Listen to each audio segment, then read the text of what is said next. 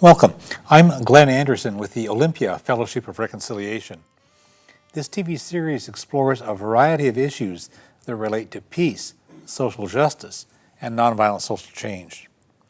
For the next fascinating hour, we will explore a creative solution to help our state's economy. Even during financial hard times, a lot of money flows through state governments. Property tax payments, sales tax revenue, payroll taxes, fees for licenses, and other revenues arrive at various times. From time to time, the state pays out this money for salaries, equipment, supplies, rent, payments to local governments, and so forth. And so you might wonder what happens to that money while the state has it. The state deposits most of it with the big Wall Street banks and other out-of-state businesses. You might wonder then, why doesn't the state government create a publicly owned bank that would use the money to serve the public interest within Washington state? North Dakota has successfully operated the publicly owned Bank of North Dakota for about 90 years, and North Dakota is the only state that is not currently facing a financial crisis.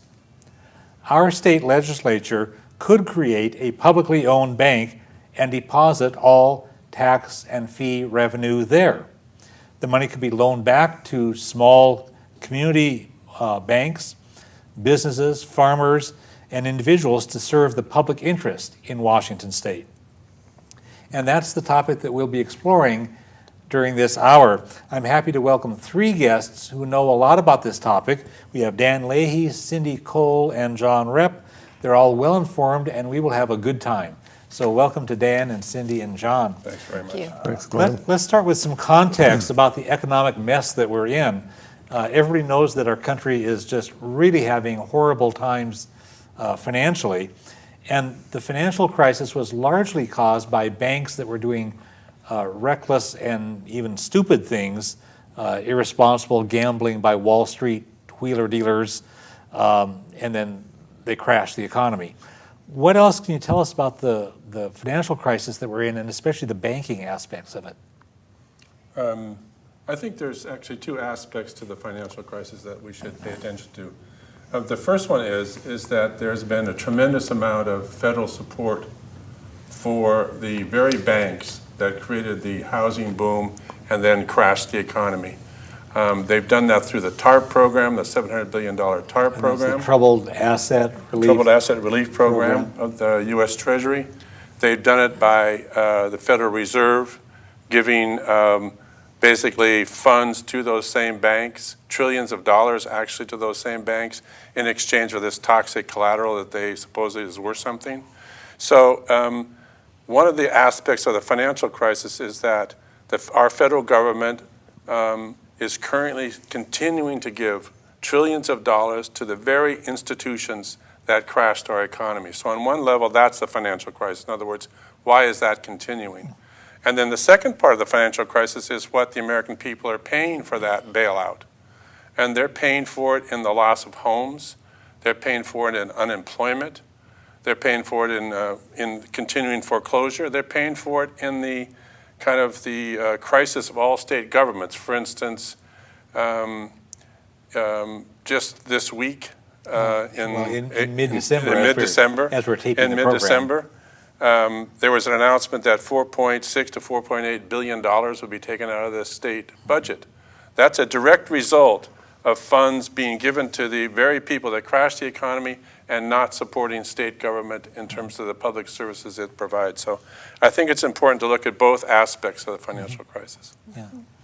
And what it really means for businesses in the state of Washington and citizens in the state of Washington is that although these banks have received, especially the large banks, have received such huge amounts of money, taxpayer money, they're still not lending. So credit is extremely tight, and small businesses cannot, some of them have actually gone under because their banks have gone under or they're not lending. And so it's, again, this causes unemployment, higher unemployment, people losing their jobs, therefore losing their homes because they can't pay. It's trickling all through. Yeah. We heard a story of a very well-respected business, a pizza parlor, that had 3 or 4 stores. They're rated nationally as one of the top businesses in the country. They wanted to put in a 4th store, and they went to a bank, and the bank said, well, we think restaurant business is very shaky right now. They didn't even look at this business's plan, its success, so they were able to get money somewhere else. I don't think the government keeps statistics on how many people want loans and don't even go to the banks because they don't think they'll get them, or go to the banks and are turned down. But there's a severe shortage of credit right now in Washington State. It's affecting our farmers, our small businesses, and that's where a lot of our jobs come from. Yeah, all these things are interconnected, and as we move toward the solution part of our program, the idea of a publicly owned bank for Washington State, we'll see that some of the solutions are interconnected too, and that's what makes it fun. Let's figure out how Washington State's banks, the banks that are headquartered in Washington State, have fared during the crisis. Dan, you've done a lot of research on this. Well, again, I think, Glenn, it's important to look at the banks at the national level first.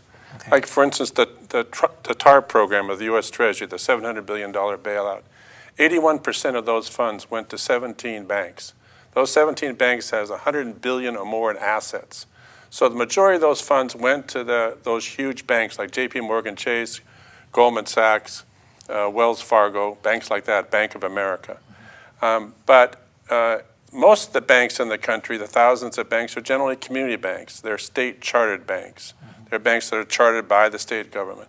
For instance, in Washington State, there's approximately 86, 87 state-chartered banks in this state. And those are the banks that are under a lot of stress. They're not necessarily under a lot of stress because they engaged in the subprime loan housing market. They're generally in stress because of commercial real estate loans. So in Washington State, there's been approximately 14 bank failures since January of '09. And there's a lot of community banks, I'd say approximately 15, 16 more community banks that are in severe trouble based upon a ratio that some people have used called a troubled asset ratio.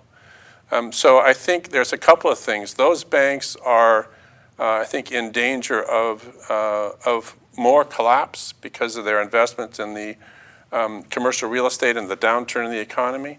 They're also in trouble because there's not going to be any equivalent TARP program helping them out. They're going to be on their own.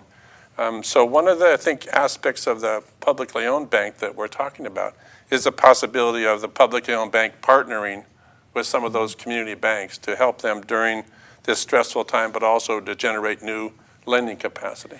When I introduced the program a few minutes ago, I mentioned that the state government collects a lot of money from taxes and fees and whatnot, and then they put more than half of it out into banks that are headquartered elsewhere, and it seems like relatively little is going into these banks. What information do you have about how much of the money that passes through the state government is really placed elsewhere instead of locally? Well, I mean, Washington State collects about $10 billion, $10.5 billion in tax revenue for the state. That's not local revenue, that's state revenue. And then they have a list of approximately 93 banks they call public depositories. These are banks that are authorized to receive state funds. These banks can receive part of that funds collected by the state government. And they did a report recently that said that as of August of this year, 2010, they had collected something like $5 billion. Of that, $3 billion were placed in banks that have headquarters outside of the state. The same banks, for instance, that have crashed the economy, banks like J.P. Morgan Chase, Bank of America, and the rest. So, I think a lot of people think that it makes a great deal of sense for the state to think about where they're going to place those deposits in a way that actually benefit people in Washington State. The inspiration for the effort that you folks are working on comes out of North Dakota, which may come as a surprise to people, but about 90 years ago in 1919, the state of North Dakota created a publicly owned bank that's under control of the state because their people were being abused and gouged by Wall Street and the banks and so forth, especially farmers and other local and small folks. What else can you tell us about the problems that the people in North Dakota were facing then and their effort to get the Bank of North Dakota up and running? Well, the Bank of North Dakota was generated by a group called the Nonpartisan League that was voted into office in 1919. The reason that these people were voted into office was because the farmers were being gouged by banks in Minnesota, Minneapolis, Minnesota, and also Wall Street banks. It was a hard battle. There was much opposition from those banks, but they were able to bring it in because the farmers say they would go for a $100 loan, but they would get $69 out of that because they were charged 12% interest and a $20 loan fee. And so the bank was established in 1919. Then they were having a hard time selling the bonds to capitalize that bank. And the Nonpartisan League was put out of office a year later in 1920. But those people who had been so opposed to the bank, they came into office and said, hey, we have a bank. We're gonna keep it and keep it in operation, because they saw that a state-owned bank would be very valuable for the state. In a few minutes, I want to talk about what some of the successes, the accomplishments have been in the last 90 years. I want to look first right now at Washington State. The three of you plus other people are proposing that Washington State also create a publicly owned bank to remedy the banking crisis that we face here. How might a Washington State bank work, and how could it help Washingtonians? Well, very similar, exactly identical to the Bank of North Dakota. That's our model. The Bank of Washington State, if that's the name they pick, would take all the deposits of the state, all the tax revenue, the fees. Municipal governments, county governments could also participate, put their money in, and that would be the deposit base. And that money could then be loaned out locally to residents of Washington State, farmers, businessmen. Right. So the state of Washington becomes the banker. It's a publicly owned bank. It would be a member of the Federal Reserve System, which means it would get the cheapest money in the land. It would not have to be a member of the Federal Deposit Insurance Corporation, because the Federal Deposit Insurance Corporation has a limit of $250,000 for each depositor. And as Dan said, the Bank of Washington, or Washington State deposits daily average of $5 billion, so it makes no sense. So that would give them an advantage. They wouldn't have to pay the FDIC insurance. They would also not be taxed by Washington.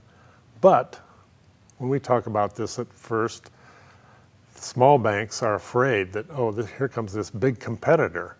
But from the very beginning, the Bank of North Dakota agreed that it needed to support the local banks, not outcompete them or drive them out of business. And that's what it's done. It's been called a mini-Fed. So often the community banks will find the creditor, find the borrower, and the bank will stand behind them, maybe buy half the loan or buy down 1% or 2%. So as a consequence, there have been no community bank failures in North Dakota, because they could see as this crisis was coming up, the Bank of North Dakota stood behind these banks and maybe bought some of their shaky loans. It's the biggest bank in North Dakota. Mm-hmm. It's a strong. It has about $4 billion capital and a $2.6 billion loan portfolio, and it's helped a lot of farmers get started. You know, if you're a poor boy and you want to farm, and you're good at it, you might need a lot of money to buy some land to start a farm. So they do this. They were the first bank to really loan a lot of money to students. So their student loan program was big. Yeah, They do loan to that's a big problem for students nowadays who Right. find that they're priced out of the opportunity to go to college because tuition is so high and then student loans are hard to get. So Right. that's a way to Right. support yet another constituency. Right. I will say, to be honest, it took a long time for this bank to really get on to really fulfill its mission, because 1919 was the beginning of a decade of very, very low farm prices. And then the Great Depression came along. But there were foreclosures in the state of North Dakota. The governor in the 30s put a moratorium on the foreclosures. And when the farm prices came back in the 1940s, the Bank of North Dakota sold the farms back to the farmers that they had foreclosed on for the price that they had in it. Now, a private bank wouldn't do anything like that They at also, all. if I remember right, John, they also like allowed the farmer to stay on their farms and pay rent Yes. Right, but they didn't necessarily lose it, even though the farm was foreclosed. yes. Right. And then they could buy it back, yeah. Yeah, they that's a- stayed on the farm. Yeah. I mean, that's a creative and positive alternative to business as usual. Yeah. So that's the kind of thing that we want to see, that Right. it helps provide some stability and some resiliency for a local, the rural areas. Otherwise, it crashes and it just takes down the whole rural economy. I think an important aspect of this to remember is that a state bank would be a nonprofit bank. The business of a state bank would be to develop the economy, to have programs for the public good, and there wouldn't be that problem of having to get a profit to pay off stockholders. Right. It would be for the state and for the benefit of Yeah. the state and the people of the state. That's a whole different orientation than saying, Correct. how can we exploit these people and suck profits out of that state Right. and take those profits back to Wall Street? This is homegrown, and it's how can we Right. strengthen our Right. economy and help our people? Right, keeps our money local. Yeah. Keeps our money Yeah, local. and localism is one of the things we're going to need to do to cope with the threat of a globalized economy. And also, the nonprofit aspect is powerful. That saves you a few percent right there. And also, by having a nonprofit, it would seem like it would also be more economical for the banking services that the state government needs, because they'd be able to get some of their work done at a nonprofit rate rather than Well, again, subsidizing profits if the state can own the bank, then we would not be paying fees for banking services to Bank of America, Wells Fargo. They would be in-house. Right. It would all be in-house. So that is, a better use of Yeah. taxpayer money. Yeah. Let's see. How would you propose that this be organized? I know we've talked in preparing for the program about some interesting ways of organizing it, from getting from here to there, but just the bank itself, how would that be, who would run it, and how do we assure accountability? Because we don't have accountability out of the current system. The current Right. banking system is not accountable to us, and this would, because we don't it. Right. So how would you have that accountability and management? Well, there was a bill last year that was put in the legislature. It got a committee hearing and then died. And it proposed to charter a bank. The state has the power to charter a bank. We're told, we're working with Representative Bob Hasagawa from the 11th District. And he, after talking all year, and he went over and talked to the Bank of North Dakota, the president of the bank, for quite a while. And he came up with the idea of setting up a commission that would then charter the bank.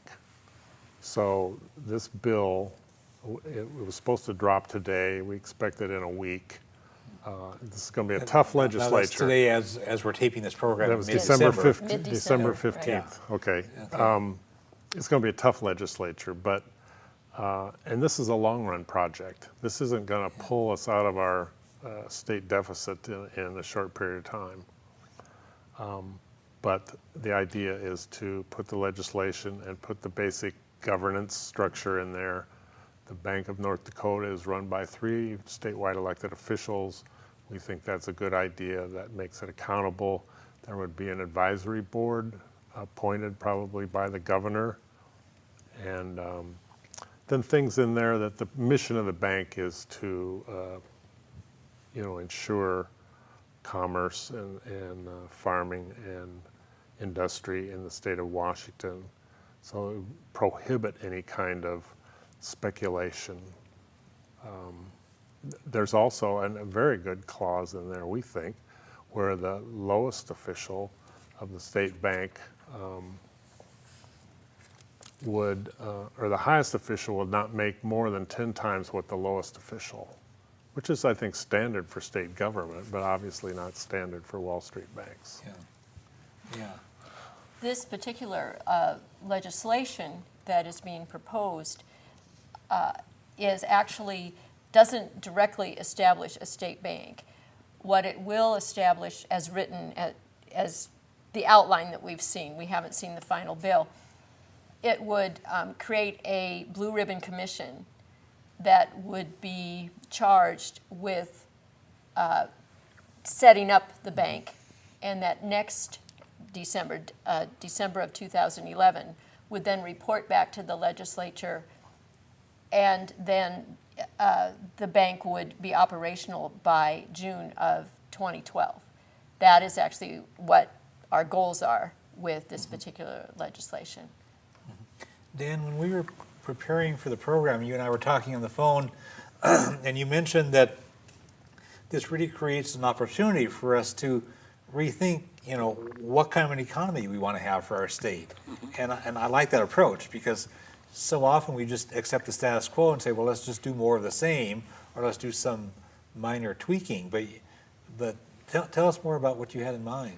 Well, I think that, one of the real difficulties of the economy today is that finance is completely separated from what you would say the real economy. In other words, finance used to be about investment in plant and capacity, as we used to say in economics class. Yeah, you build a factory. You build a factory, you you produce some things, and that produces wages, hopefully union wages, and that allows people to buy homes and buy products. It allows both the corporation that might be doing that and also the workers to pay taxes, and those taxes provide for public services, for instance, public education and the rest. But over the course of the last 30 years, finance has become completely disconnected from the real economy. They no longer provide financing to the real economy.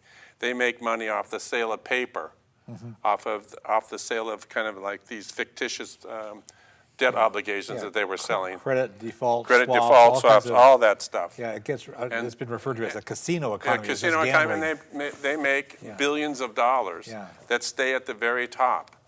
And so there's there's not any production, any creation of a real economy. In fact, what it does is it extracts everything from us. It extracts our wages, it extracts our home values, it extracts our jobs. And so we need to find some way to finance a real economy, one that produces those types of socially useful goods and services. And I think that would be the real function of a state bank. But I also think that a state bank has to have some guidelines of what it, in fact, envisions for a new economy. And I think that's, an important discussion. I actually was talking about that with my son driving up today to your studio. But I think, one of the things that's increasingly important to people is simply good food to eat. And I think there's a lot of small farmers that are struggling to stay in the food production business, something that you can actually eat that's not carcinogenic. And I think there's lots of opportunities for that in Washington State. So, a state bank that promotes that type of small-scale farming that leads to, farmers markets and the rest, that's one thing it could promote. The other thing, there's lots of things about renewable energy, I think, that it could promote, a lot of things about notions of sustainable economy. But basically, we have to recreate a new type of economy here in Washington State that provides living wage jobs, that is environmentally sensitive, and that will be sustainable. But currently, the current economy is not sustainable. That financial manipulation that's going on is impoverishing our entire country. Right. And basically extracting all the things that the working class people of this country created. I mean, you can see there right now they're going to extract Social Security. They're interested in taking Social Security because they're basically an extractive economy. What we have to create is really a creative economy. Right. One that creates jobs, one that creates in a healthy environment. That's, I think, we have to establish. And I think the state bank, guided by fiscal policy, is the mechanism that we can use here in this state to do that. Yeah, we in this country, we have a long heritage of believing in political democracy, and I believe that we also need to have economic democracy, where the people themselves create the kind of economic system that meets our needs, just like the theory is that we do that with the political system. The political system has gotten away from us, and we don't have much democracy there left. We have hardly any democracy at the economic level, but we need to reclaim. Well, I mean, I think in Washington State there's great examples of that type of democracy, because in the early part of the 20th century, when the railroads dominated Washington State politics, people who were known as populists in Seattle, Tacoma, and in eastern Washington, created this port district. And the reason they created ports is because they wanted to control the price of the commodities that the railroad was bringing over to ship out. And then in the 1930s, when the Eastern monopolies controlled our energy sources, people across the, political lines believed that there was a mechanism that would allow, democratic ownership of public energy resources, and that was the PUDs, municipal ownership. And now you basically have an economy in which finance capital is controlling and extracting all of our wealth, wages, homes, net worth from our homes, and refusing to give us jobs, refusing to give us social benefits. And so in that context, I think it's incumbent upon the state and the people of Washington State to take over that financing mechanism and use our own deposits. It's not as if we're going to ask somebody else. I mean, that money that the state holds is our money. Right. So we're simply asking that the state use that money and loan it back to us in ways that will allow us to create an economy that's important to the people of Washington State.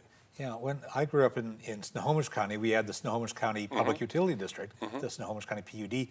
The public in Snohomish County owned the electric utility for the county. And there are those PUDs in a bunch of other counties around the state 21. and beyond. And where we live in Thurston County, the Puget Power, or under their new name, that got sold out to a big conglomerate that's based by some private owners in Australia. Well, in Snohomish County, we voted for the PUD commissioners. We ran our publicly owned electric company.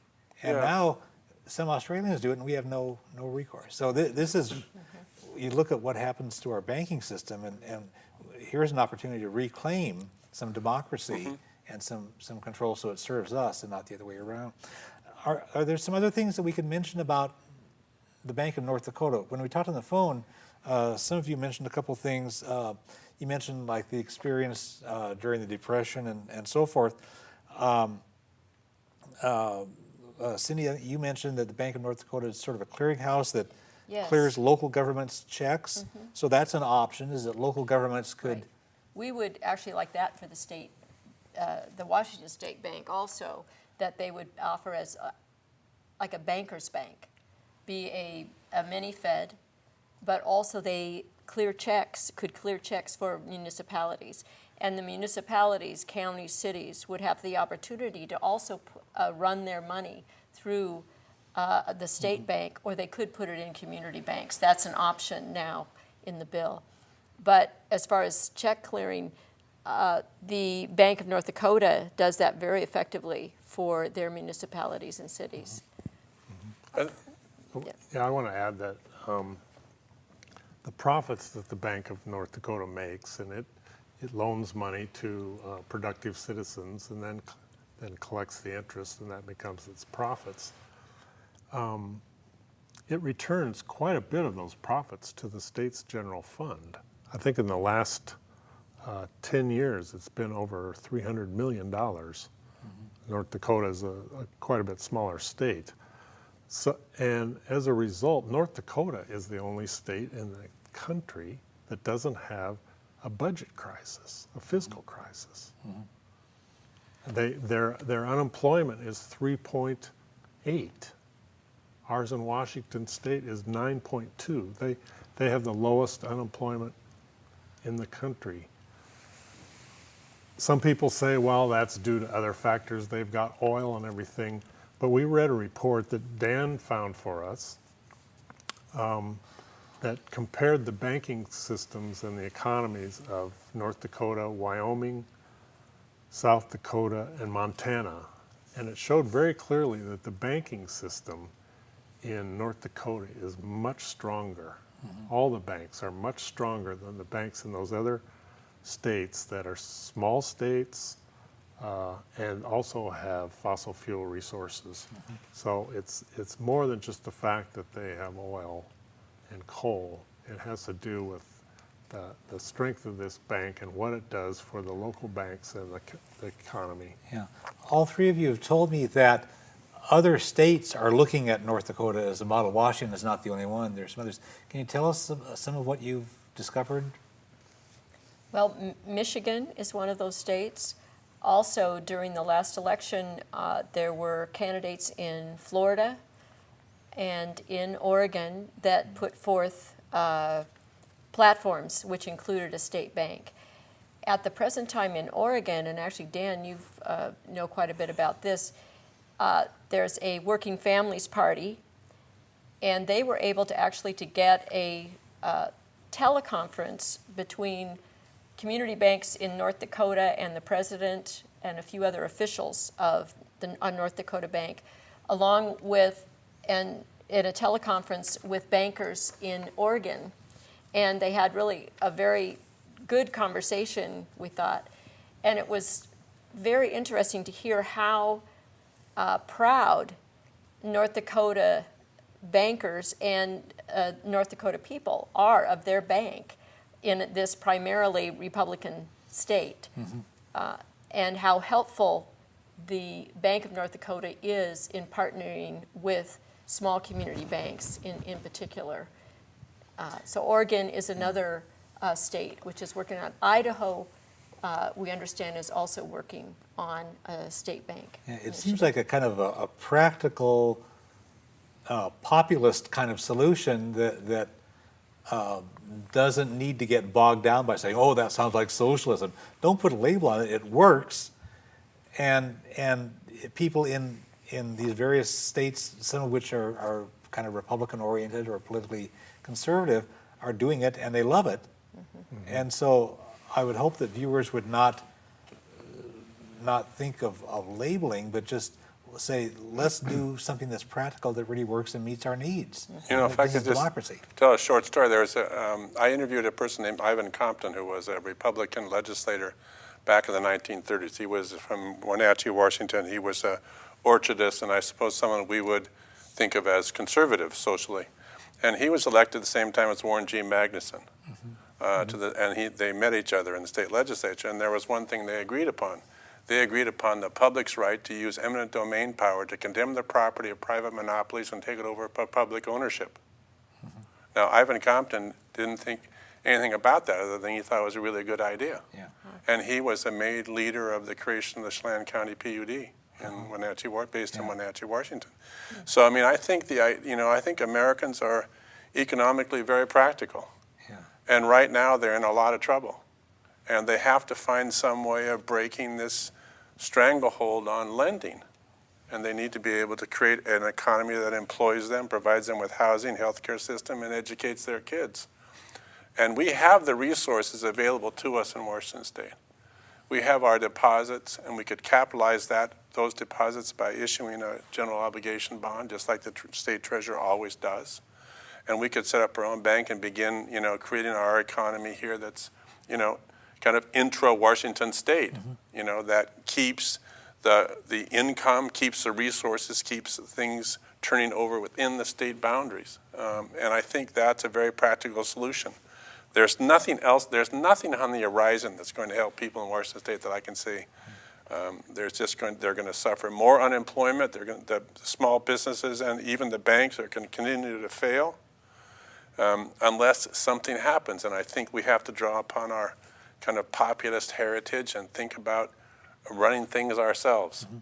I've been doing a lot of reading of the transition towns movement and so forth, the relocalization of stuff, whether you look at food, locally produced food instead of shipping in food from across the world, On a or truck. all these things.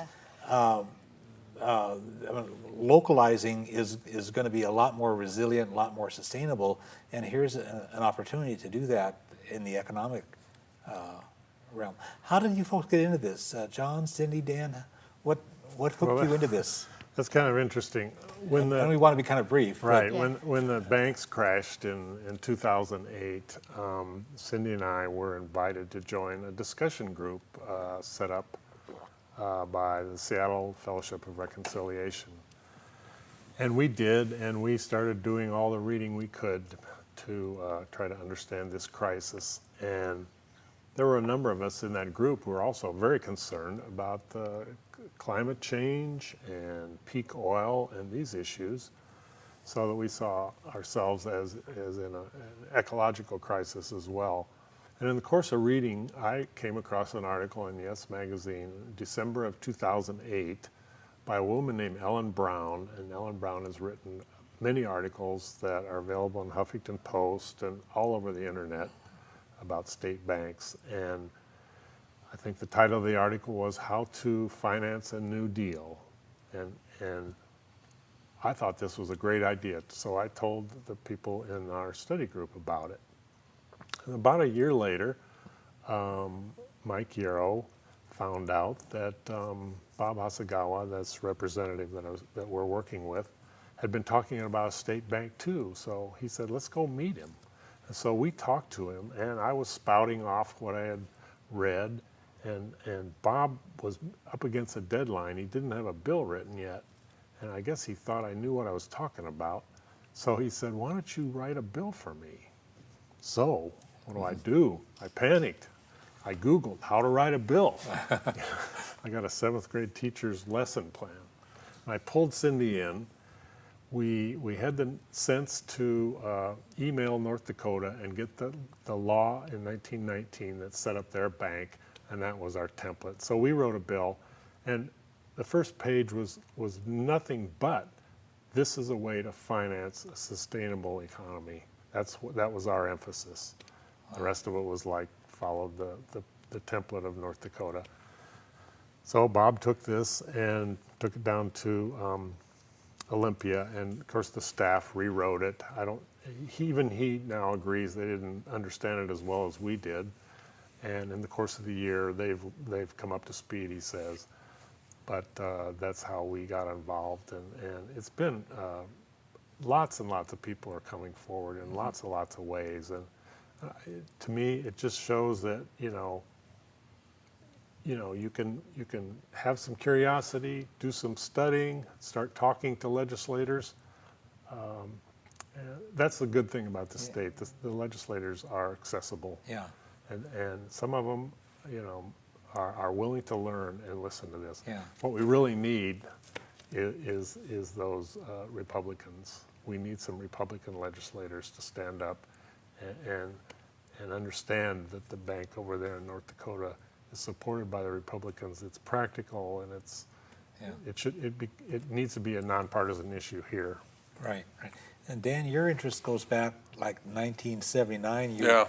Were interested when Senator King Yeah, Lyson was Senator working King Lyson was a great senator in He this was state. good. He was And we see him now and then at he was a great guy. Fellowship of And I Reconciliation knew events. both him and his wife, and I remember that bill. In fact, when I started getting interested this time, I actually went back to my files and I actually found the proposed piece of legislation in 1979. that I still had in my files. And so that was, an early interest. And then, of course, I knew the history of the Nonpartisan League and the banks and their idea of creating, if you're going to create a new society, a new economic order, you have to have your own financial mechanism. And they weren't just interested, in having a bank. They were interested in financing a new social order in North Dakota that would allow people to survive, farmers and others.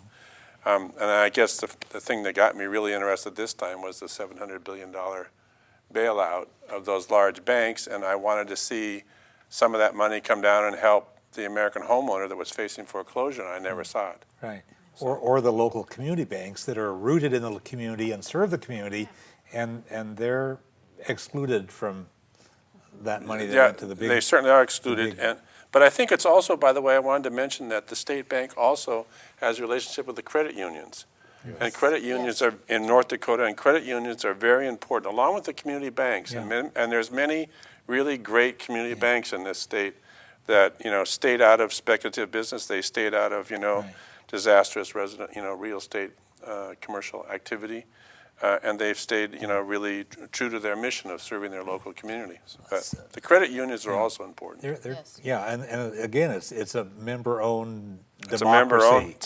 It's a cooperative, and One of the things that we've sort of touched on a few times during this program thus far is how many different kinds of people can resonate with this. Farmers, students, homeowners, community bank people, small businesses, this and that and everything else.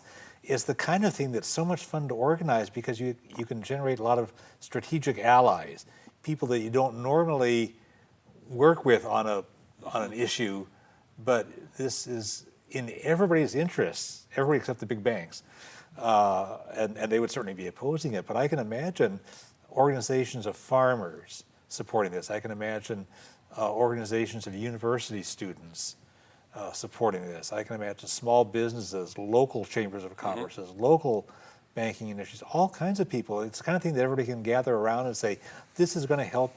And certainly environmentalists and people working for local sustainable practices throughout their ecosystems or throughout their local communities. It's a natural. I think those constituencies have to be organized, and they have to, set up their own, just like FOR did, their own study groups. Yeah. They need to look at this and to learn about the banking system in Washington State, and Yeah, you mentioned the bill that you're working on to introduce in the January 2011 legislative session. What are some other next steps that you're looking at? A House bill thus far? There's not, as we tape this program in mid-December of 2010, there's not yet a Senate bill.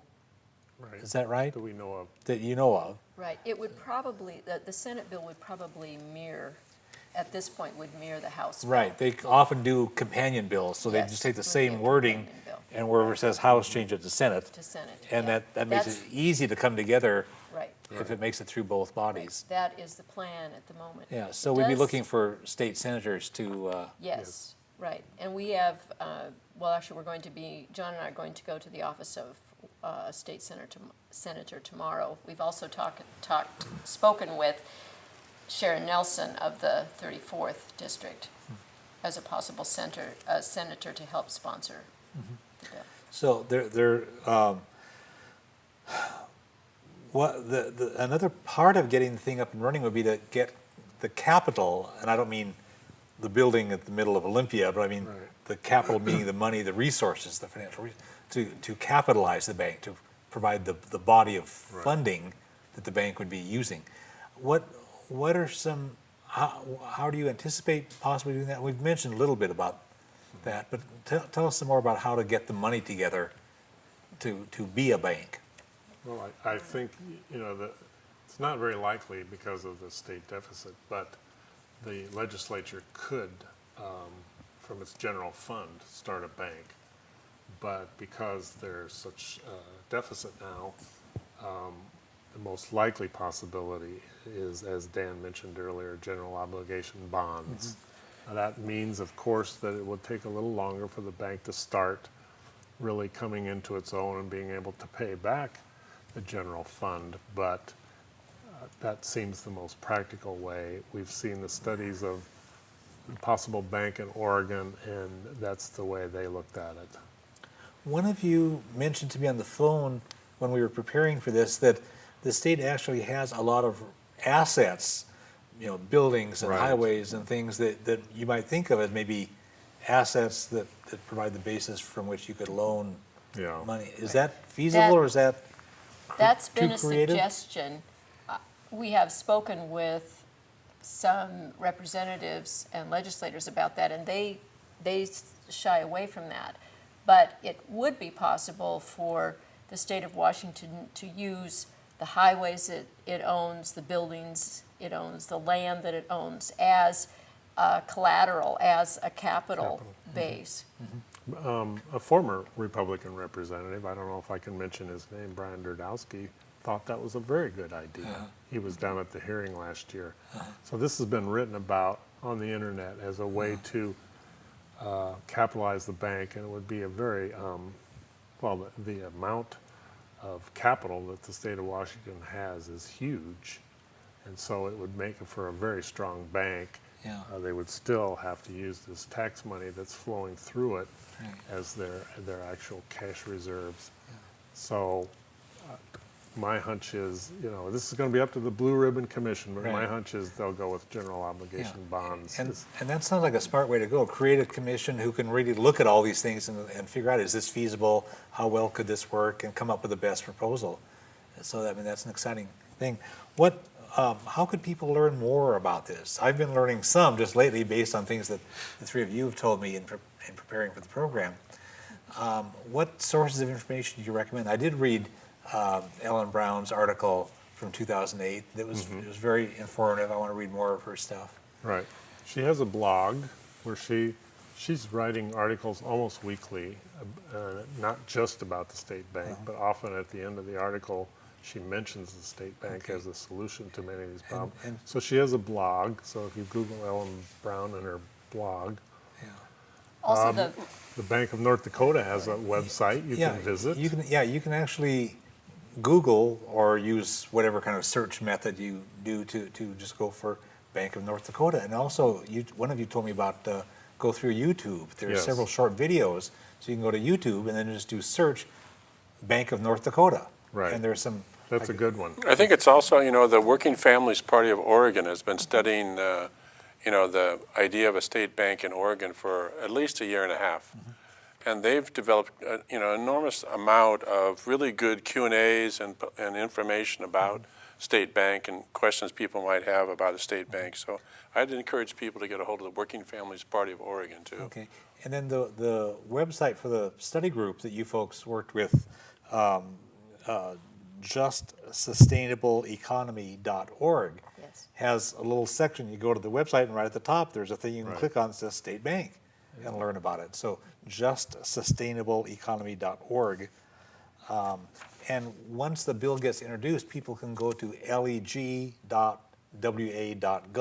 That's the state legislative Right. website, and just do the search on state bank. But it's we will also, when the bill does get dropped, we want to have that link on our JUICE website Yeah. also. okay. JUICE is your Just Yeah, Sustainable just sustainable economy. Economy. Yeah.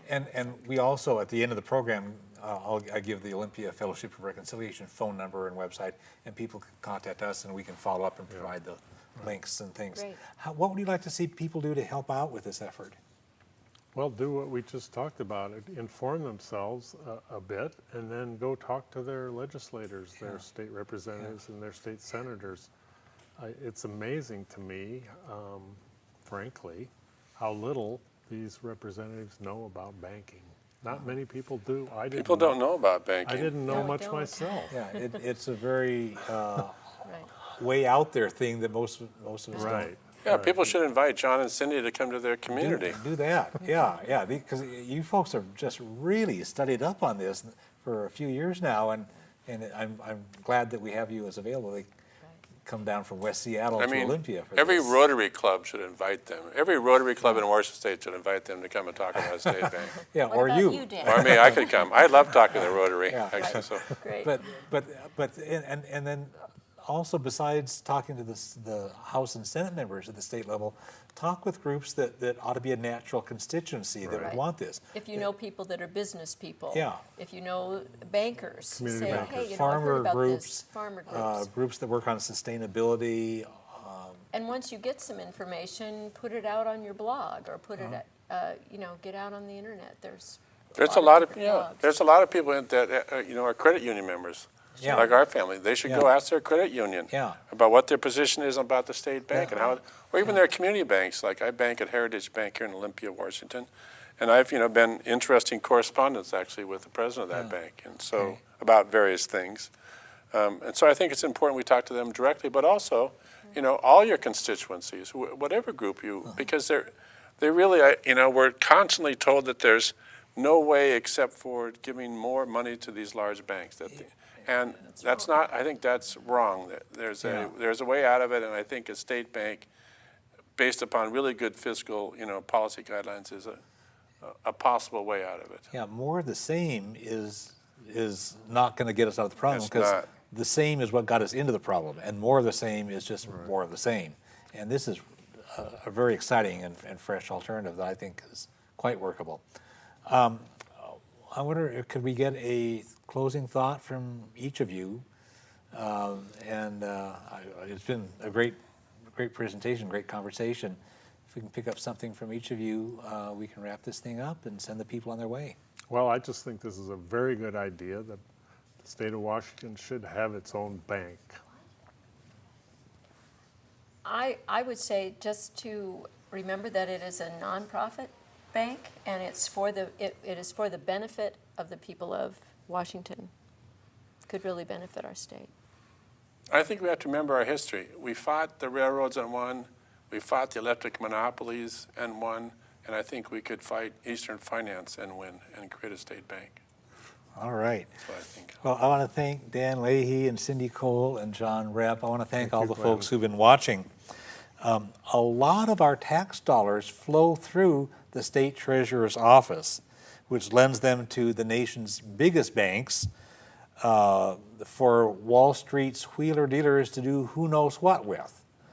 And they extract profits from our money. They use our money to play their games that often go sour, and then we end up holding the bag on that.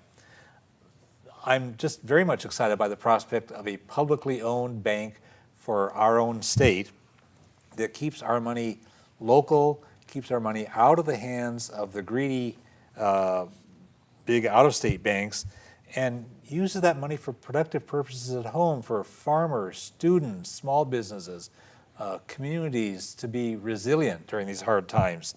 The choice really seems obvious that working for a state bank is a solution to, not the only solution, but one of the important solutions for what we're facing in this fiscal crisis.